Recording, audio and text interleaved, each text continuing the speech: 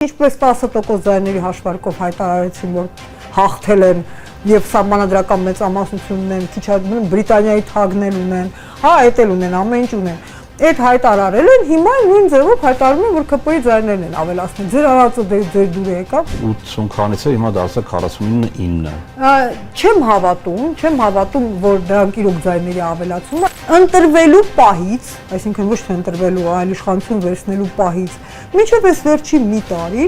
օրակարգում ընդհանրապես չուներ արևմտամետ, եվրոպամետ կողմնորոշման թեզը։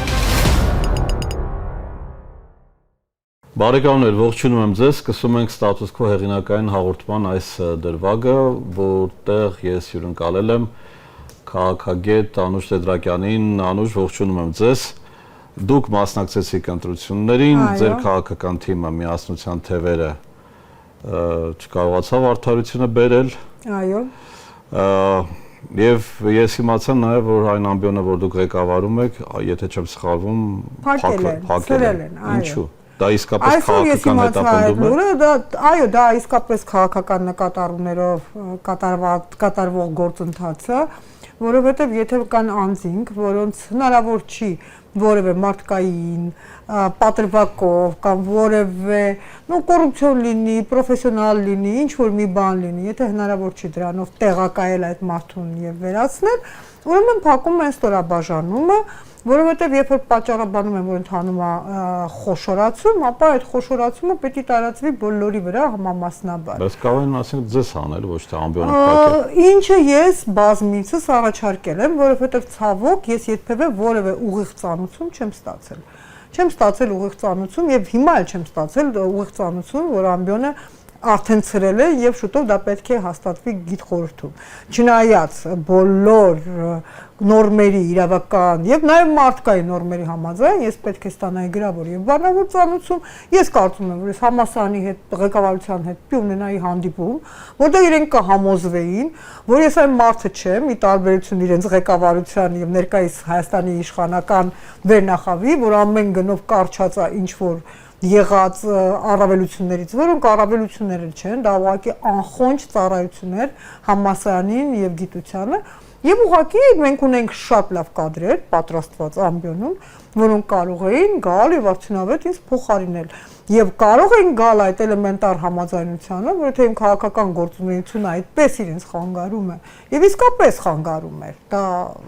ամեն կերպ ասում եմ, բայց զարտուղի ճանապարհներով, երբ որ ես պահանջում եմ, որ դա ինձ ասեն անձամբ, հեռախոսով կամ մեյլով կամ անձնական խոսակցության ժամանակ բոլորը խուսափում են, որտեղ հասկանում են, որ նման խոսակցությունը դա արդեն հիմք է որոշակի իրավական գործընթացների եւ հակաժողովրդավարական քաղաքական ճնշումների այդ նման խոսակցություններ ինձ հասցնում էին տարբեր մունետիկների, մեսենջերների միջոցով, բայց դա չի խնդիրը, ընդհանրապես կարելի էր գալ համաձայնության եւ չփակել ԵՊՀ, այսպես ասած, ամենահին ամբիոններից մեկը, այսինքն համասարանի հաստատումից հետո դա եղել է, ուրեմն սովետական կարգը հասկացել է, որ մարդիկ պետք է կրթվեն համաշխարհային հյումանիթիների չափանիշներով։ Իսկ այստեղ հենց այդ չափանիշները պետք չեն, որովհետև մարդը անլեզու անասնաֆերմայի հաճախորդից մի քանի գիրք կարդալուց հետո, 1000 գիրք կարդալուց հետո, գիտեք չէ, Գևորգ ջան, որ 1000 որակային գիրք կարդալուց հետո մարդը լիակատար փոխվում է։ Մենք ունենում ենք ուրիշ մարդ։ Եվ ինձ թվում է հենց այդ գործընթացն է ուզում կանգնեցնել։ Անուշ, վերադառնանք ընտրություններին։ Ընտրություններում ըստ էության հիմա ես այս պայդրությամբ չգիտեմ ի վերջո ԲՀԿ-ն անցնում է թե չի անցնում, վերջնահաշվարկը դեռևս տարօրինակ ձևով չի ավարտվել։ Ինչ կա, ինչու տարօրինակ ձևով ժամկետներն են կրճատվում, որտեղ իրենք տեսնում են, որ այդ վերահաշվարկը, որ հետևից հետևողականորեն գնում են, բերում է իրենց համար ոչ ցանկալի արդյունքներ։ Ասում են ԿՊ-ի ձայներն են ավելանում։ Այդ ԿՊ-ի ձայները, որ ավելանում են, տեսեք, հիշում եք, որ ընտրությունները գնում էին քվեարկությունները, ԿՊ-ի այդ գումարտակը լավ հիշում եմ, Էդգար Ամիրյանը, Հայկ Հովյանը, այնտեղ մի հատ Արամկա, չգիտեմ ինչան, իրենք դնում էին այդ ցուցակները, որ այստեղ այսքան բան, այնքան բան։ Հիմա անդիմությունը դնում է, որ այստեղ ամասում ստացել ենք այսքան ձայն, գրում ենք 0 ձայն, իրենք ոչինչ չեն դնում, միայն օդի մեջ, որ ասում պայթացնում են, որ մեր ձայները ավելացել են, դա իրենց ապակողմնորոշող, մանիպուլատիվ,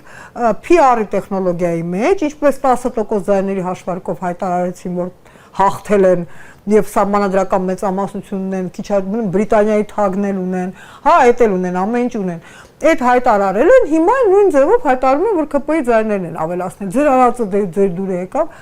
բացարձակ ապակողմնորոշող ինֆորմացիա։ 49 80 քանից է հիմա դարձա 49-9։ Չեմ հավատում, որ դրանք իրոք ձայների ավելացումը, ինձ թվում է ինչ որ մեկից կարող է պակասի, ես այդ բալանսը, ես մաթեմատիկայի, ես հյումանիտիների ներկայացուցիչ եմ, ինձ խնդրում եմ հաշվարկների մեջ չխառնել, բայց փաստ է, ես ուզում եմ տեսնել ԿՊ-ի այն ցուցակները։ Այմա գրեք, այս ինչ տեղամ ասում, ԿՊ-ն գրել էին, մուտքագրել էին 100 ձայն, ուներ 200։ Ես նման բան չեմ տեսել բիլետին, դուք տեսել եք։ Դե տեսել, որ գրածը 0, բայց 700 քանի ձայն է հավաքել։ Անուշ, բայց ինչպես ստացվեց, որ այսինքն դուք համարում եք, օրինակ միասնության թևերի ձայները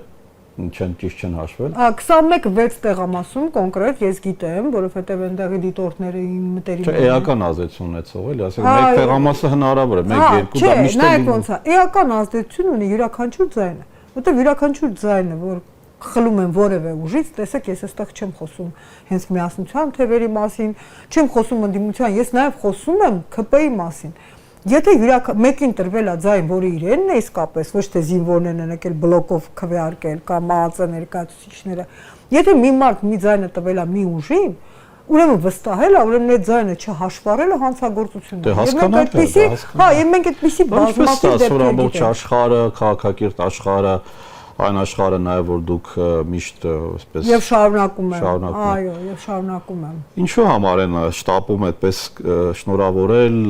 մեծարել, ամբողջը հեղեղված է մեդիան, արևմտյան հատկապես մեդիան։ Ինչու՞ չէ նաև ինչ որտեղ նաև ռուսական, տպավորության որ ռուսական ու արևմտյանը իրար հետ ձենձերի տված են աշխատում։ Քանի անգամ եմ ասել, Հայաստանը ընտրություն կատարեց Եվրոպայի եւ Ռուսաստանի միջև, ընտրեց Եվրոպան, սա եվրոպական կուսակցության հաղթանակն էր։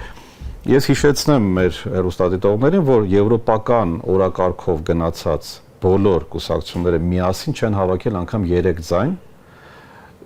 Նիկոլ Փաշինյանը չի հավաքել անգամ 50% ձայն, հետեւաբար ասել, որ զուտ տեխնիկապես, որ եվրոպական թևը հաղթեց, սա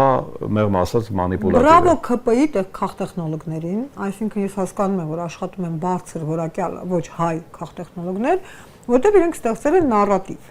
Մենք հասկանում ենք, որ մենք ռուսներից հիասթափվելու բազմաթիվ պատճառներ ունենք, ամեն մեկը իր ձևի։ Նախկին իշխանությունները նրանով որ նրանք աջակցություն չեն ստանում, բաները Ղարաբաղյան պատերազմի այդ ռուսական անգործունեությունը, զենքի որակները, այսինքն շատ բաներ կան, հա, որ բողոքելու տեղ կա։ Եվ այդ տրամադրությունները Նիկոլ Փաշինյանի կուսակցությունը, որը ընտրվելու պահից, այսինքն ոչ թե ընտրվելու, այլ իշխանություն վերցնելու պահից, մինչև այս վերջի մի տարին օրակարգում ընդհանրապես չուներ արևմտամետ, եվրոպամետ կողմնորոշման թեզը։ Դեռ ավելին, սեպան իրացվում էր կիսատ պռատ։ Դեռ ավելին, բոլոր այն մարդիկ, ովքեր խոսում էին արևմտյան կողմնորոշման մասին, հենց այդ քաղաքացիական պայմանագրի կողմից համարվում էին անհույս ռոմանտիկներ, եթե ոչ դեբիլներ։ Հանկարծակի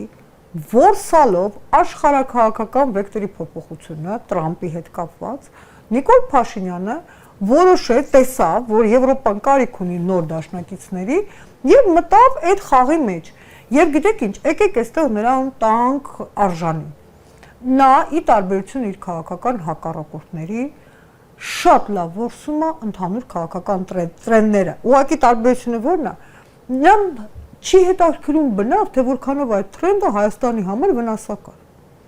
Կամ օգտակար։ Այո, կամ օգտակար։ Նա շարժվում է այն տրենդով, որը օգտակար է հենց անձամբ իրեն։ Իրեն իշխանությունը պահելու համար։ Դա մասին մենք էլի ենք խոսել, որ ինքը ամեն ինչ անում է իշխանություն պահելու համար։ Ինքը ունի կարճաժամկետ մտածողություն, հիմնականում չի կարողանում, այո, այդպես ռազմավարական շատ հեռահար բան ունենալ, միգուցե դա իր քաղաքական գոյատևման Մարդը որ ասեց իզմ չունեմ էլ ինչ ասենք, հա։ Հիմա շատ լավ, այդ դեպքում ինչպես է ստացվում, որ ինքը նույնիսկ 50% չի հավաքում, հաշվի առնելով ամբողջ ռեսուրսը, որ իրենք դրեցին, ձեր ասած քաղ տեխնոլոգները, ինչին ես մի քիչ կասկածում եմ, որ իրենք քաղ տեխնոլոգներ ունեն, բայց լավ, թող այդպես լինի, լիքը էլի բաներ, որոնց իրանց բերեցին այդ այն համոզման, որ իրենք անգամ հիշում եք, Ալեն Սիմոնյանը գրազ էր գալիս լրագրողների հետ, որ իրենք 65% հավաքելու են։ Բայց այստեղ ամենամեծ խնդիրը եղավ ընդդիմության երևի թե հարցը, կամ խնդիրներից մեկը, դա ինչպես եղավ, որ ընդդիմությունը այդքան քիչ հավաքել։ Նույն ձեր քաղաքական թիմը ինչու այդքան ցածր է։ Եկեք նախ եւ առաջ փառք ու պատիվ տանք, եւ ես իսկապես դա ասում եմ անկեղծ, հայ մարդու։ Հայ մարդը, որ այդքան կտերը, որ ասում եմ, բարիս բուն իմաստով չկերավ,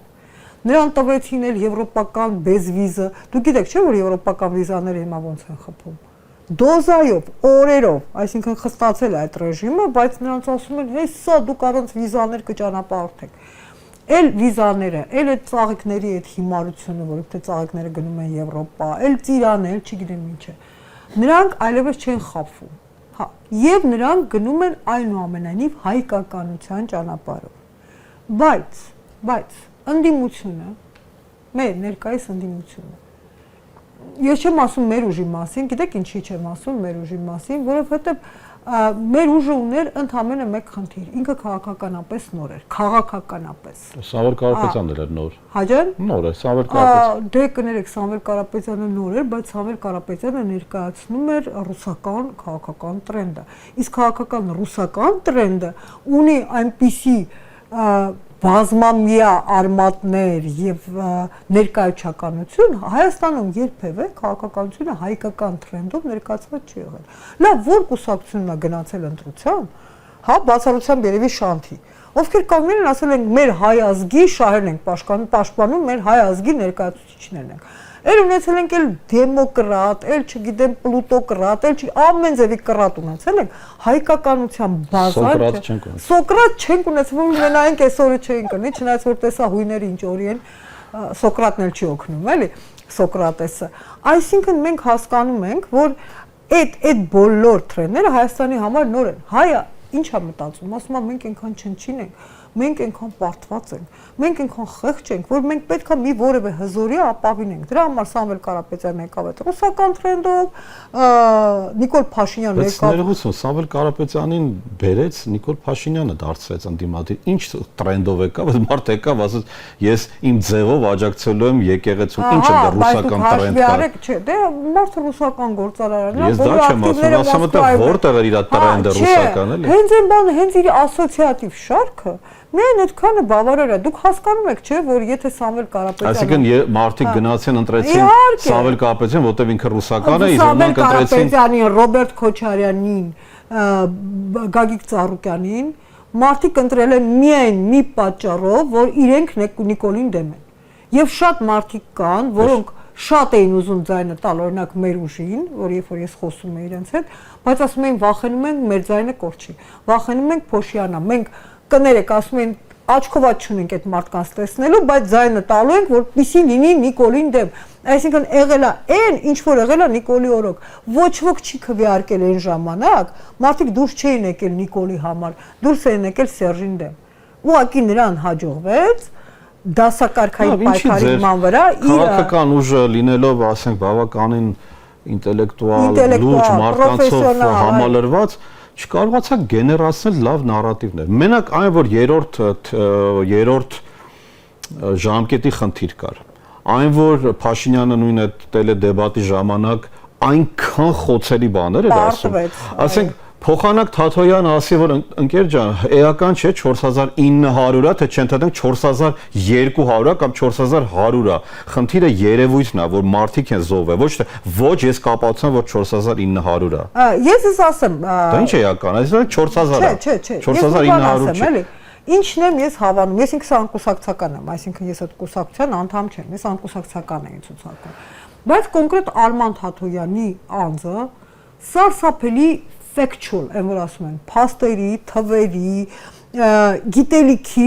գիտահեն մարդ է այդ մարդը, այսինքն ինքը եթե մի բանում համոզված է քաղաքականության մասին հենց այդ ամբողջը մեր քաղաքական ճանապարհը դեռևս նոր է դուք տեսաք դեբատում թե քաղաքականությունը մեկը ենթադրենք խոսում է Պուտինի դեմ դա քաղաքական կեցված կա ճիշտ է սխալ է բայց դա կեցված կա մարդը նարատիվ ունի մեկը ասում է խաղաղություն եմ ես բերելու անկախ նրանից ճիշտ է սխալ է ինքը դրա համար երբ քաղաքականությունը իր մեջ պարունակում է միանշանակ մանիպուլատիվ ցավոք բաներ այո բայց այդ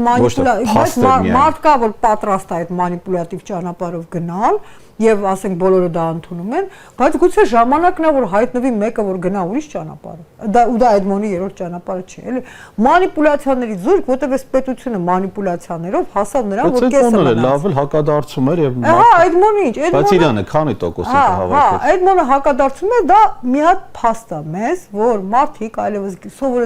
սովորել են ձայների բաշխման մեխանիզմը եւ լիքը մարդ գիտեմ։ Ես հանդիպեցի վերջերս իմ ընկերուհուն ասես հանկարծ մարդուն չասես, որ ես տվել եմ երրորդ համարին ձայնը, ամոթ է իմ նման մարդը երրորդ համարին ձայնը տալ։ Ինքը հիմա ականջական չէ, էլի, այդ խոսակցությունը վերհիշեց։ Հենց բանում էլ խոսում էինք մեծ ծանոթ սրճարանում։ Ասես, բայց ես չեմ ուզում, որ իմ ձայնը կորի։ Ես ասում եմ իմ ամբողջ հոգով սրտով ձեր հետ եմ իսկապես որտեվ շատ եմ հավանում բայց ձայնը տվել եմ մարդուն ում չեմ ուզում միայն նրա համար որ այն մարդը ով կործանարար է Հայաստանի համար էլ չլինի ու շատ մարդիկ են շարժվել այդ տրամաբանությամբ այդ է պատճառը որ մեր տոկոսը այդքան է շատ մարդիկ ուղղակի գնացել են ավտոմատ քվեարկել են այս իշխանությանը դեմ հասկանալի իսկ ինչ հիմա բոլորի համար հարցականներ են առաջացել թե ինչ է լինելու մանդատներ վերցնել, չվերցնու իհարկե դուք չունեք այդ խնդիրը ձեր առջև կանգնած, բայց դուք վերահաշվարկի պահանջ եք ներկայացրել։ Այո, եթե օրինակ, եթե ապացուցվի, որ իրենք ամբողջությամբ կեղծել են, դա նշանակում է երկրորդ անգամ, թե ես չգիտեմ, եթե պարզվի որ կեղծել է, դա քրեական պատասխանատվություն չի ենթադրում։ Այս, նայեք, հիմա սկսած իմ փոքր ամբիոնի լուծարումից, վերջացրած խոշոր պետության լուծարումով Հայաստանում ոչ մի քրեական պատասխանատվություն չկա։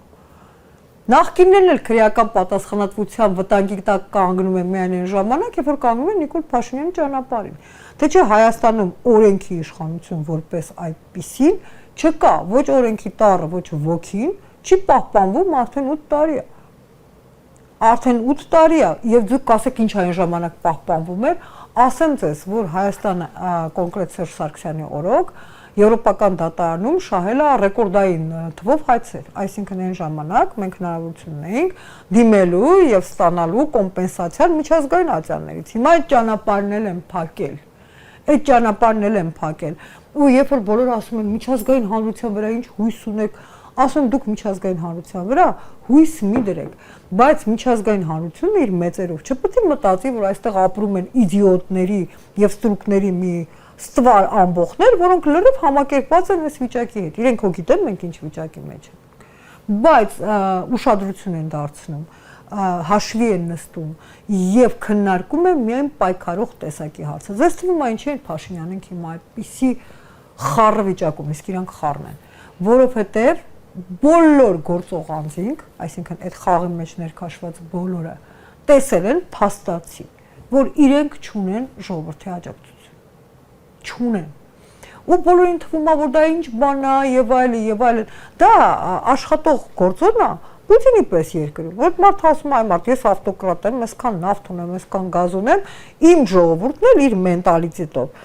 Ինձ ամբողջովին հլու հնազանդ է ու ես չեմ էլ հավակնում լինել ժողովրդավարական ղեկավար։ Այսինքն թե Չինաստանը, թե Ռուսաստանը իրենք հայտարարել են, եղբայր, մենք ժողովրդավարական չենք, մենք չենք ուզում լինել արևելյան ընտանիքի մաս, այս էլ մեր երկիրն է, ոնց ուզում կառավարում ենք։ Բայց դու հայտարարում ես, որ դու ժողովրդավար ես, որ դու արևմտամետ ես, ու այդ ժողովրդավարության եւ արևմտամետության նորմերի այսպիսի խախտում ոչ ոք էշ չի։ Եվ եթե այս պահին ինչ որ բաների համար նա պետք է, վաղը մյուս օրը այս իր բաները դնելու են իր առաջ։ Հիմա ընդդիմությունը Ես վախենամ ուղղակի մեր ամբիոնի նման Հայաստանն էլ չլուծար։ Ուղղակի էտա վտանգավոր։ Անուշ ինչ պիտի անի ընդդիմությունը ասես։ Ընդդիմությունը ըստ իս հիմա ինչ որ բաներ են շրջանառում, թե մանդատները բան են կանում, մանդատները չենք վերցնում ենք, բայց աշխատավարձ չենք ստանում, այդ մանկական խաղերը։ Տենց բան են ասում։ Հա, տենց բան են ասում, այս վերջին տվյալներով նայեցի, չի կարելի տուն-տունիկ խաղալ։ Ես հասկանում եմ, որ ես հենց քո հաղորդումն էլ օգտագործեմ ու ասեմ։ Ես քաղաքականության մեջ եմ այս տարիքից։ Ու այս հատվածը շատ կարևոր է։ Ու ես տեսել եմ, թե նույնիսկ պայծառագույն ուղեղների վրա ոնց է ազդում, իսկ ոչ պայծառագույնների վրա առավել եւս անմիջական շրջապատը, այն թիմ կոչված։ Թիմ կոչվածը մարդու վատ խոսքը ասում է շատ փայլուն ճառ է շեֆ։ Թիմ կոչվածը մարդու գործողությունները ասում է այս sense։ Դա Լևոն Տեր-Պետրոսյանից է գալիս։ Լևոն Տեր-Պետրոսյանը այն առաջին ընտրություններից հետո 100%-անոց ինֆորմացիա եմ ասում։ Հրաժարական էր տալու։ Այդ Վազգեն Մանուկյանին էր անցնելու եւ Հայաստանը դառնալու է ժողովրդավար երկիր։ Բայց ներս խուժեց այդ թիմը ասածը եւ ասեց վայ շեֆ, ինչի, որտեվ այդ թիմը կորցնում է իր բոլոր ավանդական բաները, էլի փողի տարբերակները։ Լավ, բայց ինչ պիտի անեն դիմությունը վերցնի։ Պիտի մանդատները չվերցնի, որովհետեւ դրանից հետո ոչ ոք չի գալու։ Դրանից հետո ոչ մեկին ձայները չեն տրվելու, դա առաջացնելու է խոշոր սահմանադրական ճգնաժամ եւ վերջապես ժողովուրդը քաղաքական պայքարին չի նայելու որպես հերթական տաքուկ տեղ ապահովելու տարբերակ։ Չի նայելու, նրանք հասկանալու են, որ այդ ընդդիմությունն է, այն ընդդիմությունն է, որը այդ քվեն օգտագործում է իսկականից լուրջ պայքարի համար։ Ասացին, որ վրացական օրինակով տեսանք, որ երբ վրացական եվրոպական թևը Վրաստանի չմտավ խորհրդարան, դրանից առանձնապես վրացական երազանքի կյանքը կամ աշխատանքը կամ տրամադրությունը չփոխվեց։ Պետք է հասկանանք, այդ որ խոսում եմ, պետք է իմանանք, թե եվրոպական թևը ինչքան մանդատ ուներ, կարող է թևը 10 մանդատ ուներ, ես չգիտեմ։ Չի բա, հա, դա իհարկե, դա շատ կարևոր է, որտեղ նայած ինչ տոկոս ունի։ Դա այնպես չի, որ այսօրվա եղած ընդդիմության մանդատները բավարար են, ենթադրենք ինչ որ օրենսդրական ինչ որ մի նախաձեռնություն տապալել օրինակ։ Բայց բավարար են նրա համար, որ սահմանադրական մեծամասնություն չլինի, չէ։ Դե այսպես է։ Իսկ եւ իրենց բացակայ։ Այդ դեպքում եթե իրենք մտնեն խորհրդարան։ Եթե բայց մի րոպե, եթե իրենք չեն մտնում, հնարավորություն չի լինում գնել, իսկ դու գիտեք, չէ, որ դեպուտատների, ես էլ եմ իմ աչքով տեսել։ Ես տեսել եմ, ասենք, ժառանգության թևով Ալիկ Արզումանյանի մուտքը խորհրդարան եւ շրնդալից անջատվելը, որը հիմա գտնվում է այսպես ԿՊ-ի պարադիգմայում։ Ես դա տեսել եմ, ես այնքան բան եմ տեսել։ Դե վերջը կարող են ձեր ասած տրամաբանությունը շարունակենք նույնիսկ դուրս գալ բացությունից դառնալ անկախ ու վերջ դրանով թեման կփակվի։ Իսկ դա գիտեք ոնց է հնարավոր, որտեղ տեսեք, ասենք կոնկրետ մարդու վրա երբ որ կոմպրոմատ չկա, նրան քիչ են կսմթում, ասենք այս ձևով են կսմթում։ Իսկ մարդու վրա որ շատ կոմպրոմատ կա, իսկ մենք հասկանում ենք, չէ, որ խոշոր բիզնեսը Հայաստանում առանց կոմպրոմատի հնարավոր չէ։ Այդ ոնց է, բոլորի վրա կոմպրոմատ կա, Նիկոլ Փաշինյանի վրա կոմպրոմատ չկա։ Կա, իհարկե այդ կոմպրոմատը կա, եւ այդ կոմպրոմատը կա այն մարդկանց ձեռքին, որոնք վախեցած են իրեն ճակատագրով եւ լույս աշխարհ, ինչի Ռոբերտ Քոչարյանը, Սերժ Սարգսյանը, Նիկոլ Փաշինյանի վրա կոմպրոմատ չունեն։ Միգուցե նայել նրանց վրա ունի։ Դե հիմա գիտեք ինչ, հայրենիքը ավելի քաղցր է։ Եվ իսկ թվում է ուղղակի պատճառն է, որ Մոսկվայից իրենք ստանում են հրահանգ, տեղը չթփրտա, այդքան բան։ Որովհետև այս աշխարհում կան նաև բաներից, էլի, ամեն ինչից բարձր կատեգորիան է։ Ցավոք մեր եթերաժամանակը արագ անցնում է, Մոսկվան չի շնորհավորել Փաշինյանին, Լավրովը խոսում է այն մասին, որ Հայաստանին պետք է հանեն հապկից, որովհետև այն պարզվում է 2 տարի չի վճարել, թեև սա էլ հետաքրքիր բան է, որտեղ մեզ միշտ ասում են, որ իրենք վաղուց չեն վճարում, արդեն 2020 թվականից չեն վճարում, իբր, բայց պարզվեց 2 տարի, դա էլ է դեռ հարց։ Ինչ պիտի անի Հայաստանը այս բարակը։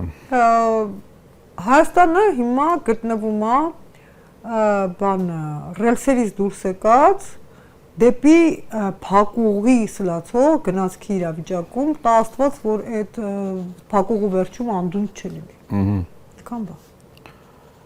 Բայց դա Ռուսաստանի հետ ինչ կապ ուներ։ Դա Ռուսաստանի հետ են կապ ուներ, որ գիտեք ինչ, երբ որ Ռուսաստանը մի երկրի հանդեպ ունենում է սելեկտիվ վերաբերմունք, նա միջև վերջ դեպի ամեն ինչ գնում է։ Հայաստանում ոչ մի